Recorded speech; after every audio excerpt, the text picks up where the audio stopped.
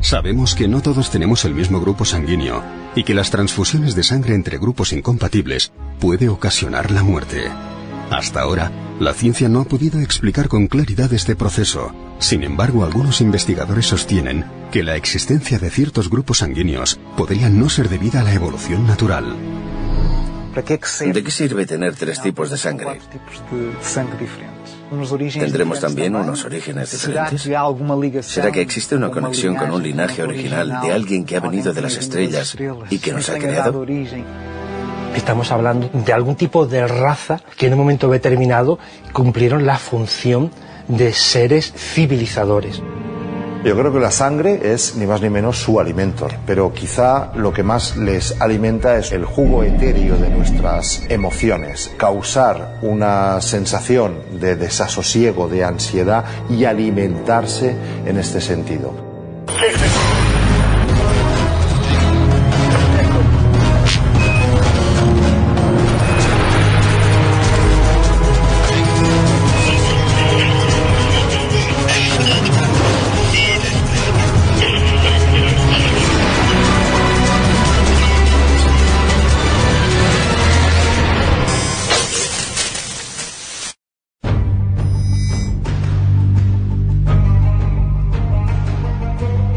Los textos sagrados de la antigüedad son el origen de las religiones de los diversos pueblos de la Tierra. Muchos contienen leyendas fantásticas sobre seres extraordinarios que, analizándolos en la actualidad, muestran aspectos y detalles desconcertantes. Determinados textos religiosos, sagrados, habría que reinterpretarlos. ¿Desde qué punto de vista? Evidentemente no solo desde el punto de vista religioso, místico, creyendo al pie de la letra todo lo que dicen, sino reinterpretándolo en función de otros datos comparativos de que lo que se cuenta en estos libros sagrados, que casi siempre son revelados, están haciendo hincapié en un encuentro con seres de otro mundo, con divinidades, que en el fondo están dejando su mensaje.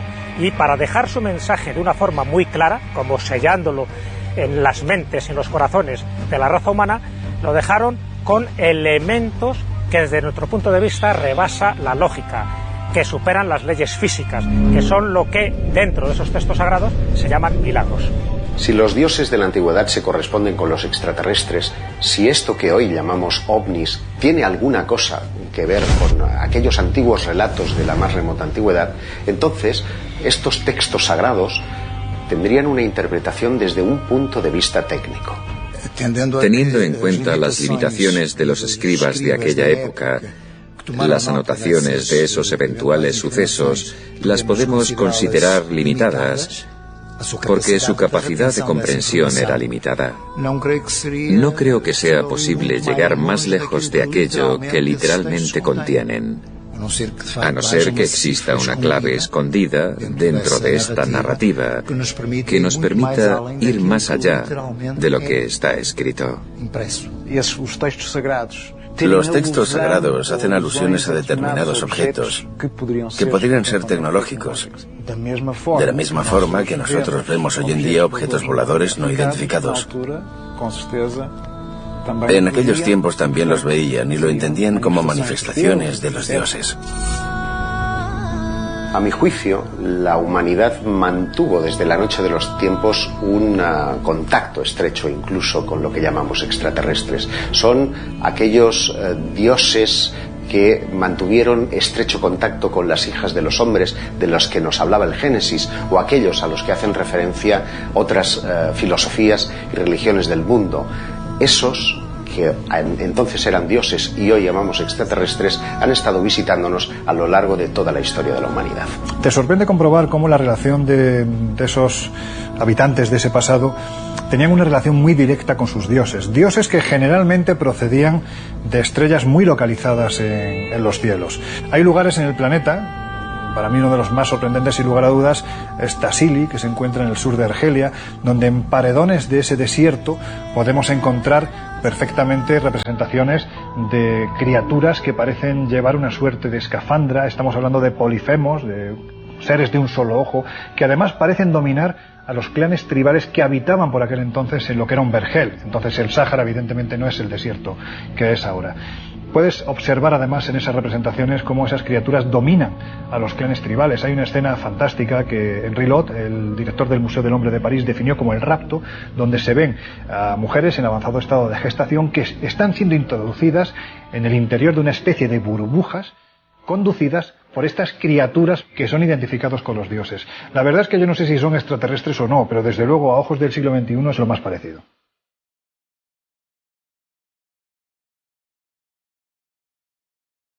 Para que puedan encajar las piezas de este puzzle, y es muy difícil que encaje porque nos faltan muchísimas del pasado, me parece que habría que admitir que ciertos seres procedentes de, vamos a llamarle, de otros mundos o de otros planos dimensionales, estuvieron aquí ayudando a la evolución del ser humano y que dejaron sus testimonios. Existe un tratado sumerio que se llama el Tratado de Mulapin, y el Tratado de Mulapin es muy claro al respecto. Dice que los dioses sumerios proceden de Mulmul, y Mulmul son las Pléyades. Si miramos dentro de todos esos dioses de la antigüedad, nos vamos al mundo de los mayas, los incas, por ejemplo, observaremos que todos los dioses proceden de las Pléyades. Cabe plantearse, lógicamente, que si ese contacto perduró en el tiempo, tuvo alguna suerte de influencia sobre la cultura y sobre la civilización humana. Y es evidente que las religiones, que las filosofías, en buena parte, su génesis se debe a profetas que decían estar en contacto con entidades sobrenaturales, a las que hoy llamamos dioses o también extraterrestres. La influencia que hemos recibido de estas divinidades, y luego ya sabes que cada cultura le ha puesto su nombre respectivo, dioses en general, la influencia siempre va encaminada a un sistema de creencias. Es decir, han influido en lo que pensamos y en lo que creemos. Lo de menos es crear efectos especiales con grandes construcciones para demostrar que ellos sabían construir mejor que nosotros. Puede ser que en algunas de esas construcciones del pasado hayamos recibido cierta ayuda, pero la mayor influencia ha sido, por decirlo así, genética. De alguna forma nos crearon, no tanto a su imagen y semejanza, como dicen este tipo de textos sagrados, sino para que les sirviéramos de ayuda, porque para ellos, de alguna forma, somos un elemento indispensable para su propia evolución. Los misterios sagrados y la comunicación con los dioses eran potestad de los sacerdotes. ¿Serían ellos los verdaderos custodios de un posible legado de las estrellas? Si en el pasado se produjo un contacto con civilizaciones de otros planetas, es posible que ese conocimiento quedara amasado por quienes dominaban el conocimiento en aquel tiempo, y generalmente quienes lo dominaban eran los gerifaltes de las religiones que había en ese tiempo. Esos conocimientos fueron preservados por las castas sacerdotales que posteriormente la esconderían dentro de lo que conocemos como mitos. Por lo tanto, la interpretación del mito puede despejar muchas dudas de cómo sucedió ese contacto primigenio. En efecto, es muy curioso que existan esos alineamientos tan precisos. Esa red de monumentos que están alineados con las constelaciones. Se deberá más a una interpretación de esas antiguas civilizaciones de las constelaciones que veían que a la grandiosidad de los monumentos. ¿Cómo pudieron hacerlo de una forma tan perfecta? Hemos de suponer que recibieron instrucciones o que contaron con ayuda de instructores para realizarlo. Todo esto deja muchas dudas acerca de si ellos pudieron tener un contacto más directo. Esos puntos estelares tenían algo para ellos muy especial, algún mensaje que debía de prevalecer a lo largo del tiempo para que tarde o temprano esa clave oculta en forma de mito pudiera ser despejada. Para muchos investigadores, algunos de los artefactos que se han considerado sagrados, como es el caso del Arca de la Alianza, podrían ser algún tipo de mecanismos fabricados gracias a una tecnología desconocida y muy avanzada para aquellos tiempos. Si nos alejamos de convencionalismos, creo y estoy convencido de que algunos de estos objetos fueron donados por esos dioses, sean lo que fueren, a aquellos que fueron sus seguidores. En 1978, dos ingenieros, George Sisson y Ron Dale, interpretando los textos del Zohar, desarrollaron una maquinaria que permitiera explicar cómo el pueblo judío pudo alimentarse a lo largo de todo ese éxodo de 40 años por el desierto. Y lo que consiguió es crear una máquina capaz de dar alimento, unas algas unicelulares, son conocidas con el nombre de albuminoides, y que permitían un alimento similar al que utilizan hoy en día los astronautas. El Arca de la Alianza algo contiene en su interior que hace que solamente unos pocos la pueden manipular. En el momento en que se abría, se producían catástrofes, fuegos, sufren todo tipo de atrocidades en el momento en que la manipulan indebidamente.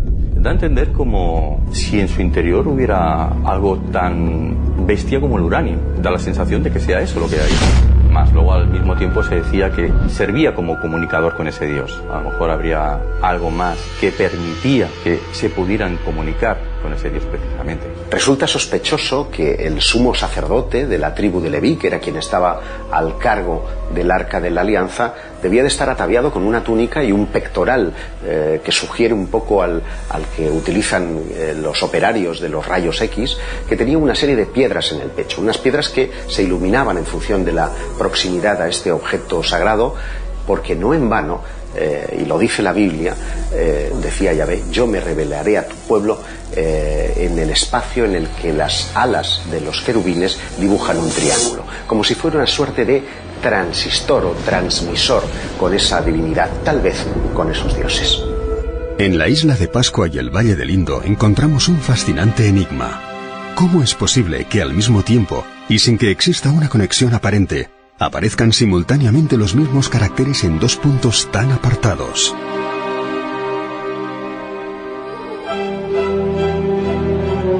En el siglo XIX hubo un epigrafista que analizó la escritura de las tablillas rongo-rongo de Isla de Pascua, comparándolas con la escritura, que son símbolos que podemos encontrar en la cultura del Valle del Indo, concretamente de Mohenjo-Daro. Estamos hablando de aproximadamente unos 4.000, 5.000 años de diferencia, es decir, estas culturas, Isla de Pascua y Mohenjo-Daro, no coincidieron ni cronológicamente ni espacialmente, porque es que además Isla de Pascua, todo el mundo sabe que está aproximadamente a 4.000 kilómetros de las costas de Tahití. Por lo tanto, el hecho de que en las tablillas rongo-rongo había 150 símbolos exactamente iguales a los que pertenecen a la escritura de Mohenjo-Daro, yo creo que es más que suficiente para que salte la duda, salte el enigma. ¿Por qué demonios dos culturas que no han coincidido tienen 150 caracteres exactamente iguales? A mi juicio, la única explicación posible es que simultáneamente en varios lugares del mundo aparecieran lo que los antiguos llamaban dioses y que hoy interpretamos como extraterrestres, es decir, que actuaran de instructores en esas antiguas comunidades y por tanto a la misma vez aparecieran la agricultura, la metalurgia, la construcción, algunas artes como puede ser la danza y el baile, es decir, que de alguna manera podríamos decir que han estado visitándonos desde la más remota antigüedad. Cuando hablamos de dioses instructores, generalmente nos referimos a culturas como la maya o como la azteca. Quetzalcóatl, la serpiente emplumada, puede tener la apariencia de esa serpiente o también la apariencia de un personaje vestido de blanco con largo cabello y larga barba. Cuentan las tradiciones que ese personaje fue, por ejemplo, el que les enseñó la matemática, la astronomía, la arquitectura, la agricultura, y que cuando consideró que habían aprendido, se marchó. ¿A dónde? A las estrellas de donde procedían. Esta es la interpretación que se hace en los textos sagrados.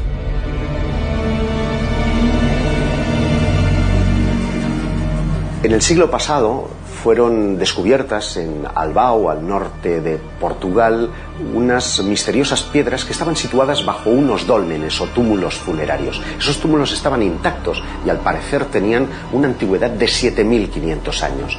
Si la escritura nació en Sumeria en el 3500 a.C., ¿cómo era posible? Pues seguramente tendríamos que reescribir la historia, y fue en la península ibérica donde nació la escritura y se exportó a otras partes del continente. Científicos como el profesor Méndez Correia de la Universidad de Oporto, que después de una primera fase de incredulidad pasó a una segunda fase de asunción completa de la realidad del alfabeto.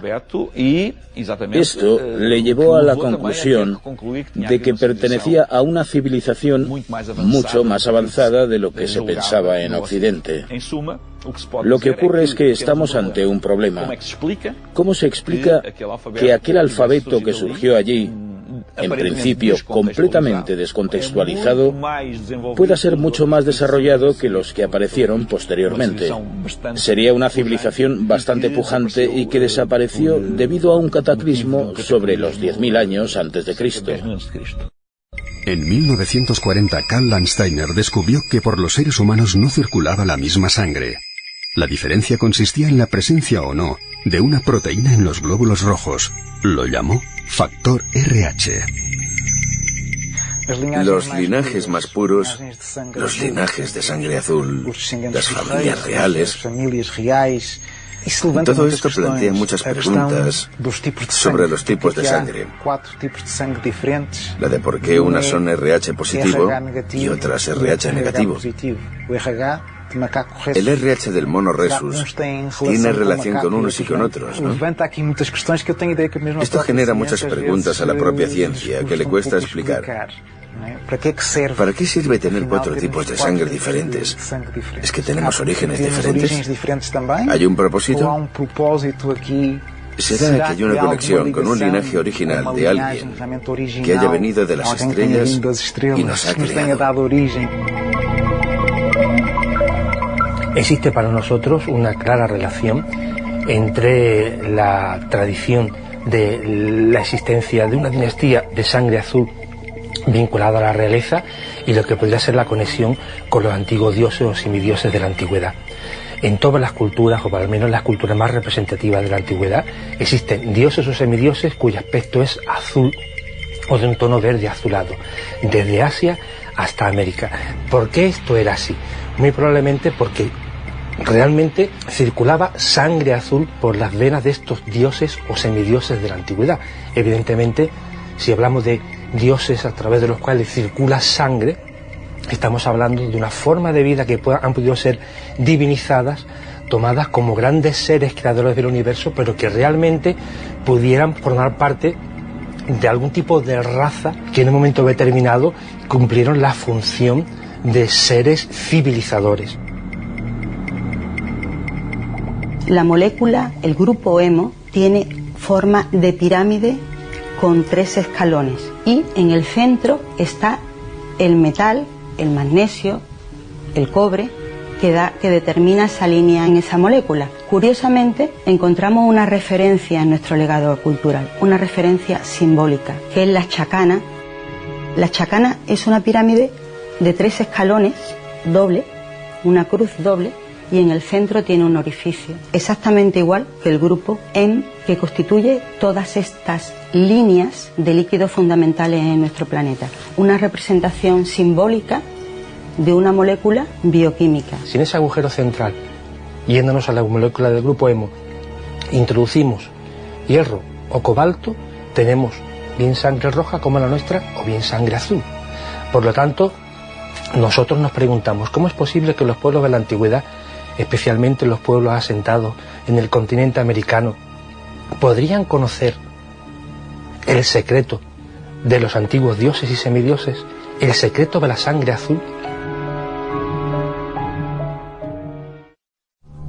Para solicitar alguna gracia o apaciguar a los dioses, muchas culturas antiguas ofrecían el sacrificio de seres humanos. Este macabro ritual está ampliamente documentado gracias a los hallazgos arqueológicos, pero ¿cuál podría ser su origen?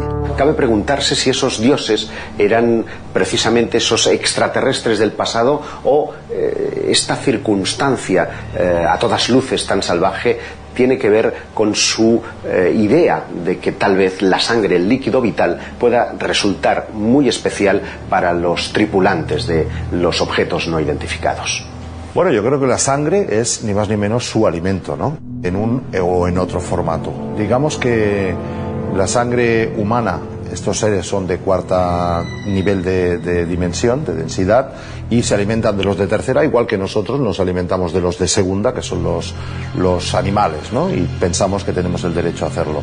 Pero quizá lo que más les alimenta es el jugo etéreo de nuestras emociones, es decir, causar una sensación de desasosiego, de ansiedad y alimentarse en este sentido. En efecto, es inquietante pensar que los dioses y los propios extraterrestres no son propiamente seres pacíficos Y gozan con el sufrimiento, porque si no les gustara, habrían dicho, basta ya.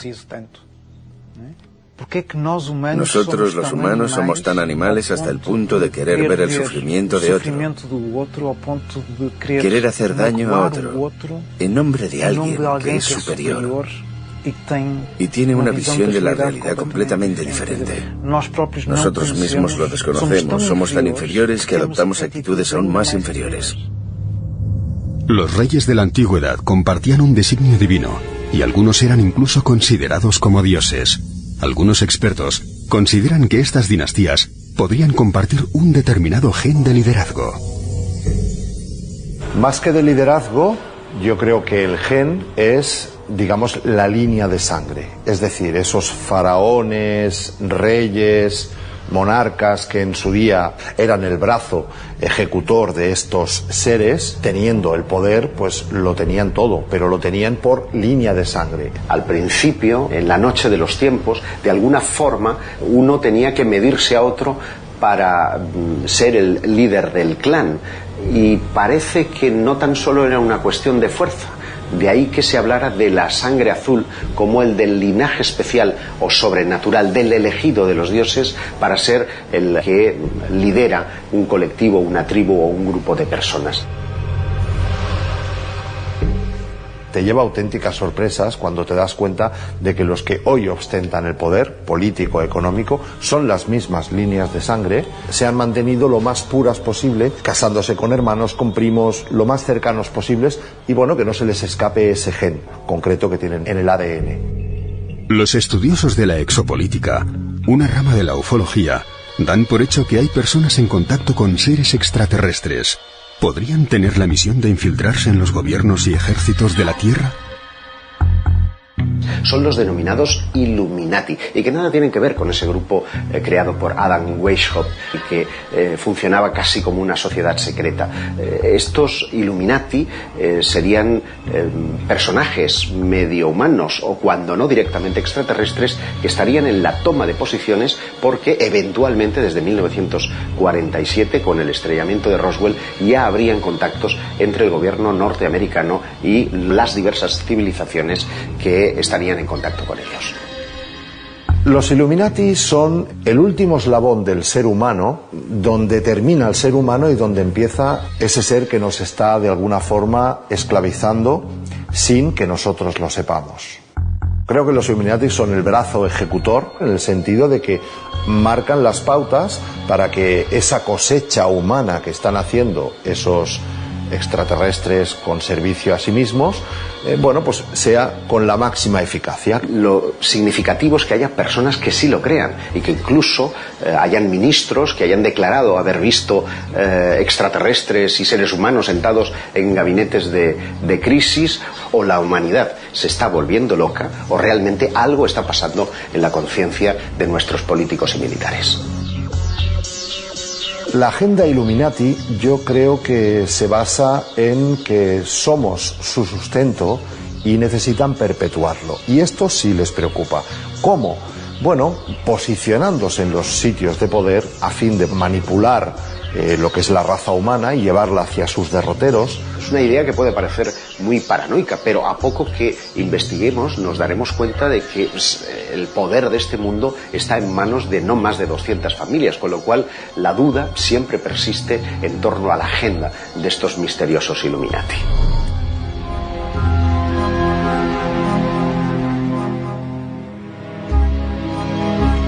Skull and Bones es una fraternidad que surge en el seno de una universidad, la Universidad de Yale, en el año 1832. El objetivo es juntar a gente adinerada, familiares de los poderosos del momento, para crear una especie de, entre comillas, grupo discreto, que nunca es secreto, que pretende, pues, instalarse en las posiciones de poder. Skulls and Bones, calavera y huesos, una sociedad secreta de carácter luciferino que intentaría de algún modo congraciarse de los antiguos dioses a través de rituales complejos, y para ello no han dudado en atesorar riquezas y patrimonio arqueológico de lugares tremendamente significativos y que tienen que ver precisamente con esos dioses de la antigüedad. Por lo que sabemos, cuando se crea la NASA como institución civil, se recluta a algunos de los científicos alemanes que llegan a través de la operación Paperclip. Está la parte nazi, con Werner von Braun, para asesorar algunas áreas de la NASA. También había otros, entre los llegados de Alemania, que practicaba el ocultismo, y después esa parte esotérica de la masonería.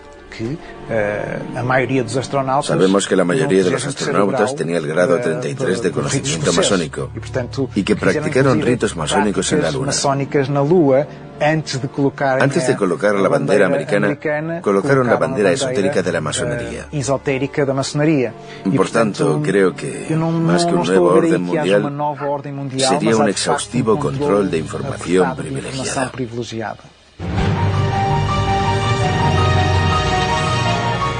Los templarios fueron creados con el propósito de proteger los sagrados lugares de Tierra Santa. En sus orígenes, pasaron 9 años custodiando el antiguo Templo de Salomón. En ese tiempo, parece que también estuvieron buscando algo en su interior. Yo sí tiendo a pensar que efectivamente estuvieron buscando algo. En la zona conocida como el túnel de los Asmoneos, que es una de las partes que todavía hoy permanecen de la Jerusalén de hace 2000 años, porque posiblemente alguien dejó algún tipo de contenido, un contenido que no dejaba de ser información, una información que posiblemente les hizo crecer en muy poquito tiempo y les llevó a dominar la Europa de aquel tiempo. ¿Por qué en un breve espacio de tiempo cambia la forma de diseñar iglesias del románico al gótico? Y una de las que encierra más misterios es la de Chartres. La catedral de Chartres es cosa de los templarios. Y empiezan a introducir elementos que son propios de Egipto, donde aparece el número de la proporción áurea. Eso hasta ese momento no se había utilizado. Eso es cosa del antiguo Egipto. ¿De dónde adquieren todo ese conocimiento? Conocimientos que, si nos remontamos a estas historias donde los egipcios debieron tener algún contacto con seres que no serían humanos, pues ese conocimiento, mira, por donde a través de una línea que no se esperaba fue trasladado a las catedrales europeas. Los templarios, como hicieran previamente los egipcios y muchas otras civilizaciones a lo largo del mundo, lo que hicieron fue orientar sus iglesias, sus grandes catedrales góticas, a constelaciones del firmamento. Y fíjate qué curioso, porque sembraron todas ellas de multitud de símbolos. El símbolo, como los mitos, han ocultado un saber ancestral que probablemente entronca directamente con los dioses de las estrellas. Han dejado un conocimiento que poquito a poquito iremos desentrañando, que es lo que quisieron decirnos. Existe todavía un código cifrado que hay que sacar a la luz, y hay órdenes inclusive que se dedican a ello. Quiero decir, sin ir más lejos, la masonería todavía hoy en día, que se sigue considerando descendiente de la Orden del Temple, sigue investigando a este respecto, ¿no? Cuando se habla de sociedades secretas, muchos piensan en la Edad Media, pero también se han hallado vestigios muy anteriores. Quizá muchos monumentos de la antigüedad oculten lugares y artefactos de entidades desconocidas.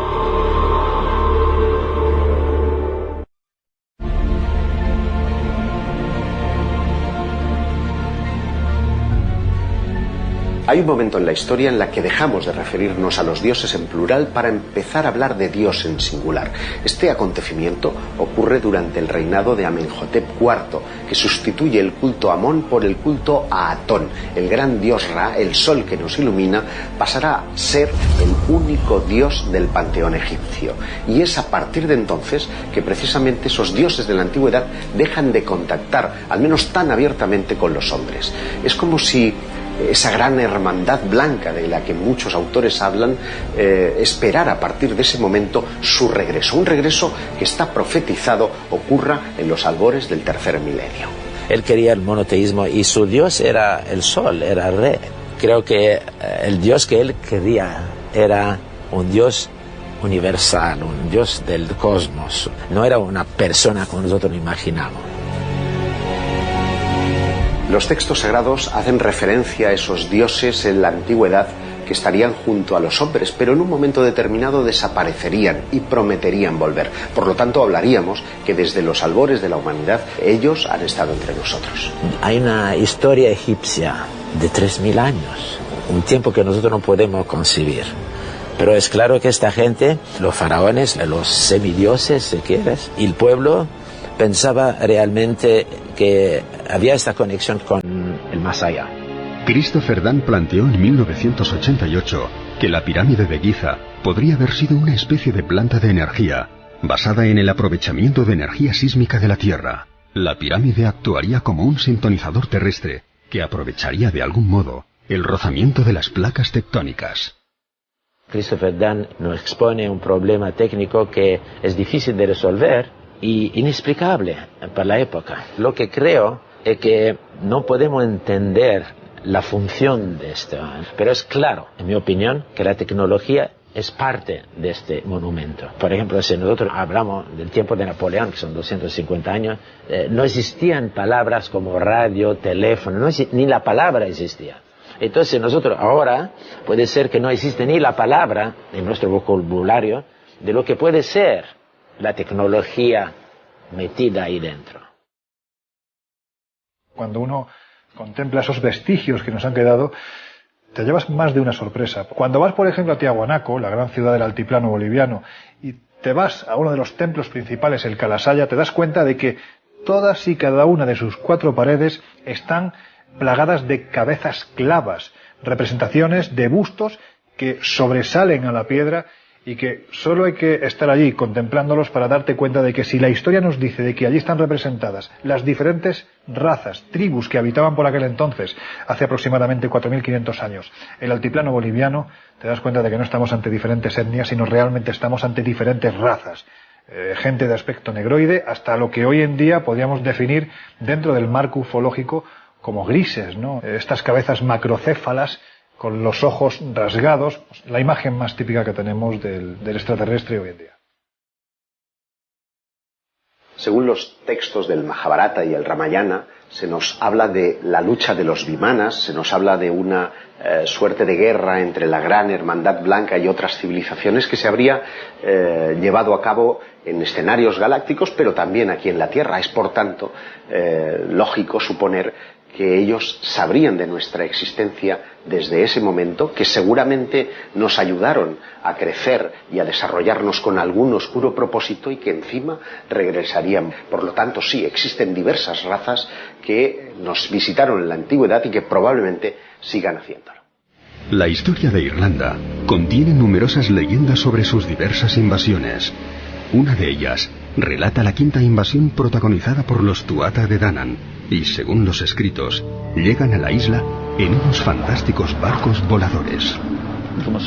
Hay una sucesión de pueblos que ocupan Irlanda desde tal vez 6.000 o 5.000 años antes de Cristo hasta 4.000 o 3.000 años antes de Cristo. Por tanto, los Tuatha de Danann no son los únicos que llegan a Irlanda. Tienen un origen celeste, un origen divino. Son seres que vienen desde un lugar especial, una especie de paraíso, que naturalmente tiene una condición divina. Y de ahí, tal vez esa correlación con su origen no terrestre. Cuando llegan a Irlanda, a las montañas de hierro, llegan en barcos aéreos. Es curiosa esa similitud porque se da en otras tradiciones, en otras leyendas. Y además dicen que rodeados de una nube densa, espesa, oscura, con truenos. Son similitudes muy características de algo que evidentemente se interpretó como un barco volador. Luego, con el tiempo, se consideran unos seres que descienden a la Tierra y a través del folclore irlandés se convierten en hadas, en elfos, en seres que de alguna forma están vigilando a los seres humanos y por otra parte tienen contactos esporádicos con ellos. Es muy curioso porque cuando uno profundiza y se da cuenta que el más importante de los dioses del panteón irlandés, de los Tuatha de Danann, era una tal Danu, y esa Danu estaría radicada en la constelación de Casiopea y tiene un aspecto muy parecido al de los actuales grises. Por lo tanto, parece claro que esa correspondencia de los que vinieron del cielo tiene que ver con lo que hoy llamaríamos extraterrestres.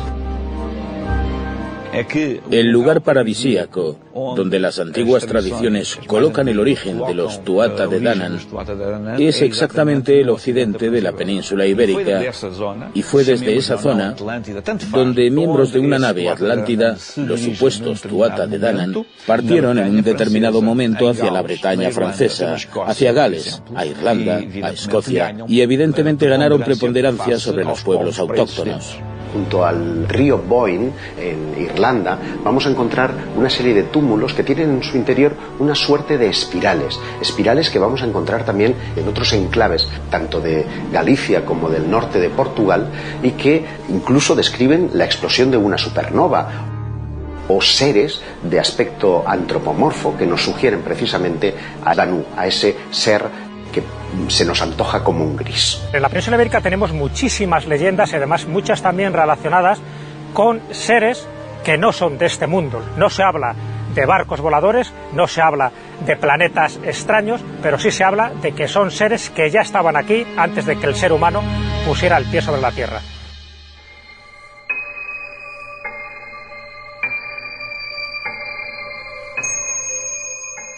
La historia está de alguna forma comprometida. Son tantos los secretos, hay muchos datos obtenidos a lo largo de la historia, que después se han cambiado por otros, e incluso en cosas más banales como el caso de la historia de Albao.